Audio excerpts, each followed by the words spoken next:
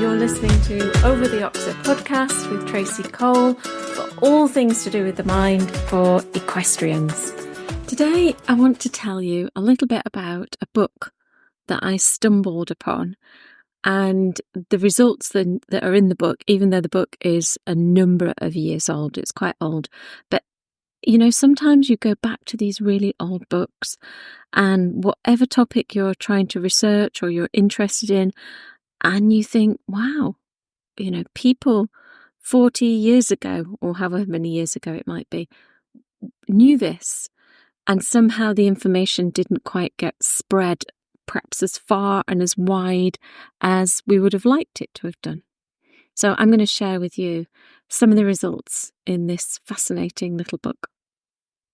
I want to say, though, before I do start, a big thank you to all of my listeners, because we are pushing through a few barriers. We've got lots of downloads now and loads of countries that this podcast is listened to. So I think we're up to about 35 different countries. So I just want to say hi and thank you to people in the USA, because you are the most downloaded country. And then the UK, the Netherlands, Canada, Portugal, Ireland. And then we have Belgium, Israel, UAE, Australia, Switzerland, Spain, Greece, Latvia, Malta, Russia, Sweden, and Ukraine. You are, at the moment, the top countries that the software allows me to see. So the book's called Peak Performance, Mental Training Techniques of the World's Greatest Athletes, and it's by Charles Garfield. Now, it was written in 1985, but the work and the research was done much earlier than that, starting in the late 70s.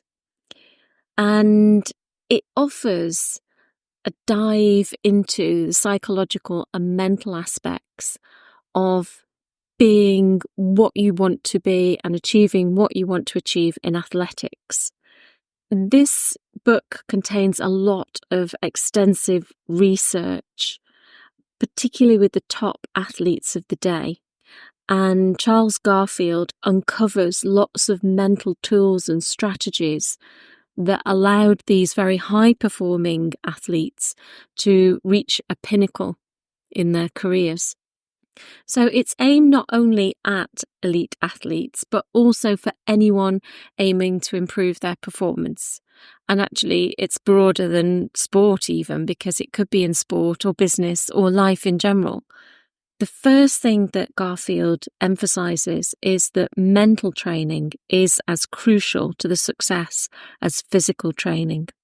And he says that while physical abilities are important, it's the athlete's mindset that ultimately separates the good from the great, which I love, obviously. He says that top athletes consistently show exceptional mental strength, focus, and resilience on top of their physical abilities. So the first section talks really about mental toughness and focus. And Garfield explains that the greatest athletes focus entirely on the task at hand. They shut out distractions. And we've mentioned this before on this podcast. So if you're interested in finding out how to shut out distractions, go back to the 2 episodes that I did on focus. There's also an element of maintaining composure under pressure. And we've even talked a little bit about that. Have a look at the episode that is about left-handers. He also says the ability to concentrate deeply and stay in the present moment is the key. It's what allows them to perform at their best, even in very high-stress situations. Have a look at the Hackalao episode. So all of these episodes that I'm mentioning now, I'm going to put a link to down in the description box. The second thing that he talks about is visualisation. And visualisation, he says, is a technique that's used by all the top athletes to improve their performance. The process of mentally rehearsing an action or an event really helps the athlete to condition their minds for success. So they not only visualize, as we know, if you've listened to the visualization episode, again, I'll put that one down in the description box, but they not only visualize on the actions that they're going to take, but also the emotional state that they want to experience, whether that's calmness or confidence or excitement. So, some sports require a little bit more stimulated states. So, for instance, something like high jump or long jump, where it's a single jump, but you need a level of controlled excitement, if you like. And that's why they get the crowds going, isn't it? They get the crowds clapping. But the mental rehearsal helps them to mentally prepare, making the physical action feel more familiar and much more automatic. Now, one of the tests that he looked at, because he was looking a lot of the time at Russian and former Eastern Bloc athletes. So this book, as I say, was written in the 80s when there very much was an Iron Curtain. And he wanted to know what makes the USSR and the Eastern Bloc so particularly talented at athletics. And he was able to find a piece of research that the Soviets did. And it's really quite overwhelming when you listen to it. So the test group was split into 4 subgroups. The first subgroup did 100% physical training. The second subgroup did 75% physical training and 25% visualization. The third did 50-50, and the last group did 25% physical training and 75% visualization. And which group did best? The last group. Those that were doing 25% physical training and 75% mental training. In fact, it flowed in order that the more visualization they did, the better the. He has a chapter then on goal setting, because he says that goals are a motivator and a guide, and they keep you going. I suppose in today's parlance, we would call them your why. He talks about confidence and self-talk, and how positive self-talk can be used as a fabulous tool for building confidence. In fact, athletes who practice positive self-talk, so they're overriding whatever self-talk would be going on naturally, and they're constantly talking to themselves, even if that isn't a natural thing for them to do. So some people are more inclined to be talking to themselves inside their head. Some people are less inclined, but he said those that almost force themselves, if you like, to do it, whether that was their inclination or not, then they were the ones that were most successful.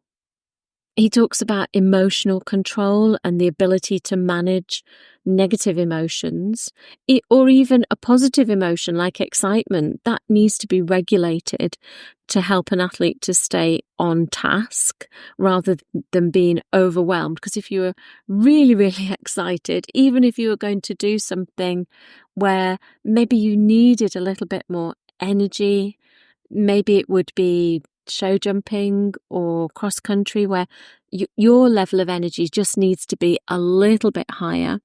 So for instance, for most people, any form of jumping, whether it's show jumping or cross country, your energy just needs to be a little bit higher than, say, if you were doing something like groundwork or you were doing dressage, for example. And it's having the right level, isn't it? It's regulating that level. You don't want to be so excited that you can't focus. So he mentions mindfulness and deep breathing. He talks a lot about motivation, and the best athletes are intrinsically motivated. So it's their own self-motivation rather than having somebody say, oh, go on, you can do it, you can do it. So if you're intrinsically or internally motivated, you will tend to perform at a higher level over the long term because it's all part of your drive and your own passion and your own desires to perform or improve. He talks also a lot about overcoming adversity, and something that, again, we've talked about, the fact that failure needs to be seen as an exceptional learning opportunity, as a stepping stone to future success. And that this, once you can see failure like this, that goes a huge way to promoting resilience. And it's that resilience that we need to use up and we need to call on when we go through difficult times. And it enables us to reframe setbacks and see them as a kind of motivation to get up and keep going. So I suppose in, again, today's parlance, we would call it a growth mindset. So I think in conclusion, a lot of what he mentions for what the Russian, the Soviet and the Eastern Bloc athletes were doing is something that we're very familiar with now. Whether or not we do it or not is another thing. But if we understand and implement the mental techniques that we already have at our fingertips, then we really can maximise our potential and reach our own peak performance. In a strange and curious way, I like the book because it doesn't, at this time, as we look at it now, 40-something years later, it doesn't give us anything that is incredibly different from the way that we do sports psychology or NLP or any of those types of mindset techniques nowadays. In some ways, I find that quite reassuring because the human brain, while very neuroplastic, hasn't really evolved to change that much. We simply need to go ahead and do it, to put aside 5 or 10 minutes a day and do some of this mindset work and make sure that we are doing it. Remember those Russian athletes where if they practiced 25% of the time and visualized 75% of the time, that was the optimum? I find that crazy. And I'll leave you with that thought. Thanks ever so much for listening. Take care, and I'll see you again soon.